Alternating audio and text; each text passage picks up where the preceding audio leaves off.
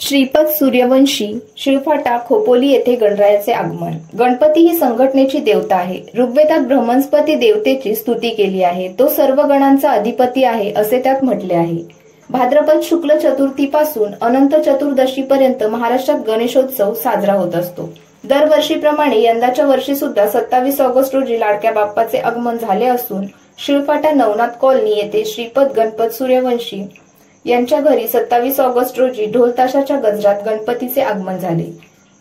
गणेश चतुर्थीला गणेशाच्या मूर्तीची प्राण प्रतिष्ठा करण्यात आली। श्री गणेशाच्या प्रतिष्ठापना विधीमध्ये मूर्तीचे स्नान, अभिषेक, वस्त्र, चंदन, फुले, पत्री, नैवेद्य आदी 16 उपचारांनी पूजा करून मोदकाचा नैवेद्य देण्यात आला। आरती घेऊन आलेल्या लोकांना महाप्रसाद देण्यात आला।